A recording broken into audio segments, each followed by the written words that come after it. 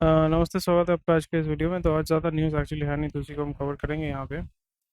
And white collar hiring in doldrums for 5 months. So primarily यहाँ पे आपको देखने को मिलेगा white collar jobs are actually shrinking, क्योंकि कोविड के टाइम क्या हुआ था, lot of people were fired.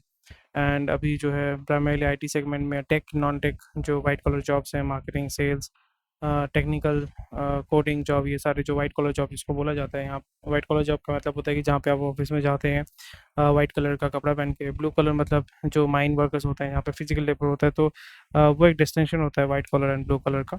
तो यहाँ पे हमें देखने को मिल रहा है that the white collar job, उसका जो हायरिंग है स्लोली एंड ग्रेजुअली वो कम हो रहा है, प्राइमरली बिकॉज जो बाहर देश से जो पैसा आता है, जो इम्पोर्ट का पैसा आता है, जैसे आईटी सेक्टर हो गया, अलग अलग तरीके के जो सेक्टर्स हो गए, वहाँ पे जो पैसा आता है वो पैसा जो है अभी बहुत कम हो जा रहा है। एंड जैसे आप समझ पा रहे हैं कि जो भी प्रोजेक्ट्स का काम होता है, वहाँ पे वो प्रोजेक्ट्स का काम जो है, the project budget are actually getting decreased. And also क्योंकि जब आपका काम कम हो जाएगा तो आपका और बहुत सारी रीज़न है। एक तो है कि एट्रिशन बहुत ज़्यादा है, बहुत लोग जो है जॉब छोड़ के भाग रहे हैं।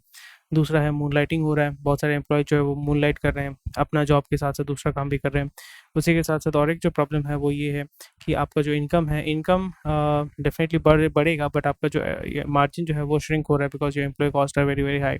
जो आपको हाइक देना है वो आप दे नहीं पा रहे। तो यहाँ पे हमें देखने को मिलेगा एक आईटी कंपनी का प्रॉब्लम होता है कि hiring is a very big problem, क्योंकि hiring it takes a lot of time and effort and resources to hire. And आपको हमेशा बेंच में लोगों को बिठा के रखना पड़ता है, मतलब सरप्लस आपको हायरिंग करके रखना पड़ता है, which is also liability for the company. So slowly and gradually what we can see, or rather what we would see, is a rise of freelance economy, जहाँ पे जो है फ्रीलांस एज ए फ्रीलांस आप जो है company में, ये company सारे जो हैं they will be starting to hire freelancers for project by project basis, जहाँ पे आपको आवरली पे किया जाएगा। यूएस में ये कॉन्सेप्ट ऑलरेडी काम कर रहा है, और उसी कॉन्सेप्ट से ही जो है हमारे आईटी कंपनी जो है पैसा निकाल के लेके आते हैं। तो आपको यहाँ पे क्या देखने को मिलेगा that these companies are going to have their own freelance economy kind of a thing, जहाँ पे आप रजिस्टर कर सकते हैं अगर आप मूनलाइट करना चाहते हैं। और जब भी कोई काम आएगा तो उसके लिए आप बिड कर सकते हैं, वो काम लेके आप कंप्लीट करके दे सकते हैं। तो इसमें फ़ायदा ये होगा कि कंपनी का लायबिलिटी कुछ नहीं होता है, they will have a lot of people in their at their disposal to get the work done. Although यहाँ पे they would have to hire few people to make sure that the work that is being done, it is done in a correct and proper manner। तो वो हमें देखने को मिलेगा। So slowly and gradually the way it will move is very very positive. A lot of people are not going to get jobs.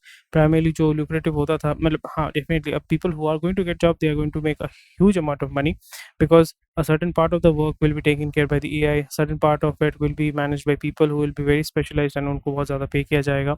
And suppose जो 10 लाख कमा रहे हैं वो तब उस पॉइंट में 24 लाख कमाएंगे, बट उससे जो आउटपुट है वो भी बहुत बढ़ जाएगा। And the rest of the work will be done by the freelancers. और एक तरफ से अच्छा है, जो काम करना चाहते हैं वो काम कर पाएंगे। जो बेसिकली लाइबिलिटी होते हैं, यानी जॉब मिल गया बैठे रहते हैं, बेयर मिनिमम काम करते हैं, प्ले नॉट टू लूज़ वाला काम करते हैं कि बेयर मिनिमम जो है वो यही करेंगे, उससे ज़्यादा नहीं करेंगे, उनका जो है लाइफ जो है टफ हो जाएगा। And I think that's the way that it should work. जितना आप काम करोगे उसी हिसाब से जो है, जितना वैल्यू आप क्रिएट करोगे उसी हिसाब से जो है आपको वैल्यू मिलना चाहिए। You should be paid as per that. तो वही हमें देखने को मिलेगा slowly and gradually, because GDP and everything is shrinking, inflation is going up. So moonlighting will become more and more prevalent, और जो लोग हैं जो बेयर मिनिमम काम करते हैं उनका जो लाइफ है वो डिफिकल्ट हो जाएगा। And they will B start, मतलब वही यूनियन बाजी जो करते हैं टिपिकल यूनियन बाजी वही लोग करते हैं जो एक्चुअली काम नहीं करते, चोल पे करते रहते हैं।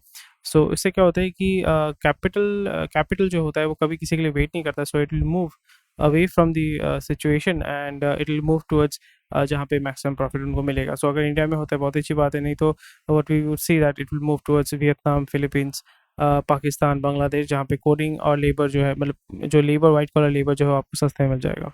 सो मस्क अभी बोल रहे हैं कि चाइना को ताइवान दे देना चाहिए, and that is a very bold statement to be honest. And ये आपको समझना पड़ेगा कि अभी मार्केट जब ओपन अप होगा मंडे को, तो ये भी आपको देखने को मिलेगा दैट इलॉन मस्क का जो ओनरशिप है उसका नेगेटिव सेंटीमेंट ये सब होने वाला है। बट आई थिंक आपको ये समझना पड़ेगा that Musk is a business owner and he looks at business and how you can make money. So SpaceX primarily आपका टेस्ला का जो है, टेस्ला का considerable amount of infrastructure investment China में होकर रखा हुआ है। सो यहाँ पे जब भी आप चाइना के फॉर्म में बोलते हैं तो आपको बेनिफिट मिलता है, और अगर आप यूएस में बैठ के चाइना की वकालती करते हैं तो फिर आपको, हाँ, डेफिनेटली जो लेफ्ट लिबरल वोक है वो तो बोलेगा कि ये तो कैसा गजब आदमी है, ख़राब आदमी है। बट यहाँ पे आपको ये भी समझना पड़ेगा दैट वेस्ट में फिर लोग उसको डिफेंड करने भी आ जाएंगे, because Musk has a huge base which actually supports blindly supports him. तो वही बोलेंगे कि फ्रीडम ऑफ स्पीच है, वो तो कुछ भी बोल सकता है। So I think that is what he is leveraging, and he will take benefit of it. And slowly and gradually I think जैसे रशिया ने यूक्रेन पे कब्जा कर लिया है एंड अटैक कर लिया है, तो उसी तरीके से चाइना मतलब जो है ताइवान में, Taiwan is a very small country, द्वीप आइलैंड है, पर मेन प्रॉब्लम होता है कि वहाँ पे आपका जो चिप मैन्युफैक्चरिंग ये सारे जो है वहाँ पे बेस्ड है। सो उस पे अगर चाइना कंट्रोल करता है तो आई थिंक चाइना के पास बहुत सारा सप्लाई चेन का फिर पावर जो है या कंट्रोल जो है वो आ जाएगा, जो यूएस नहीं चाहता है। इलेक्ट्रॉनिक्स आइटम जो है उसके ऊपर जो है आपका कंट्रोल हो जाएगा, एंड द होल manufacturing हाँ will slowly and gradually within 5 to 10 years will migrate to India, Vietnam, these countries, because जो सप्लाई ग्लोबल सप्लाई चेन है उसको अगर हम डिस्ट्रीब्यूट करके रखते हैं तो एक कंट्री अगर कुछ डिस्टर्ब होता है तो पूरा सप्लाई चेन जो है वो डिस्टर्ब नहीं होगा। So I think that is where it is working. And Elon Musk is a business owner and he is South African. He was born in South Africa. So as such इनका जो होता है they are main focused on having more and more money, and that's about it. India will continue to buy oil from any country, so this is a very good statement. And यहाँ पे अभी कुछ दिन बाद ये भी देखने को मिलेगा दैट यूएस जब बोलेगा इंडिया को नहीं आप क्यों ऑयल खरीद रहे हो रशिया से, तो वहाँ पे ये बोला जाएगा आप एक काम कीजिए, आप हमें जो है you provide us 20-30 billion dollar और maybe $100 billion for free at 0% interest rate. अगर आप देते हैं तो we would be like we won't buy oil from Russia, पर हमारे पास डॉलर नहीं है, we do not want our forex reserves to deplete. And जिससे जापान ने हमको हमारे वो जो बुलेट ट्रेन के लिए पैसा दिया है मोस्ट प्रॉबेबली 2.22% इंटरेस्ट रेट पे per year per annum, which is very like it's like free money. तो उसी जगह पे जो है I think government of India अगर यूएस कुछ बोलती है ओपनली अगर बोलती है, जैसे जर्मनी ने भी बोला है कि कश्मीर, तो आई थिंक वहाँ पे भी इंडिया को बोलना चाहिए कि आपने पोलैंड पे जो अत्याचार किया था, वहाँ पे गैस चैम्बर बनाया था, उसका आपने रिपैट्रिएशन कहाँ किया है। सो आई थिंक यहाँ पे ये सब चीज़ों पे यहाँ पे हमें देखना पड़ेगा, एंड यही चीज़ जो है हमारे पूरी साहब ने किया है। बट अगेन इसका बेनिफिट तो आपको आपके नॉर्मल सिटीजन को कुछ नहीं मिल रहा है। ऑयल का प्राइस कम हुआ था, ग्लोबल प्राइस ग्लोबल जो क्रूड ऑयल का प्राइस कम हुआ था उसका बेनिफिट हमें तो कुछ नहीं मिला। प्राइस बढ़ रहा है उसमें, मतलब there is no benefit that the ordinary citizen is getting. यहाँ पे पॉलिटिक्स चल रहा है but it is not getting anything.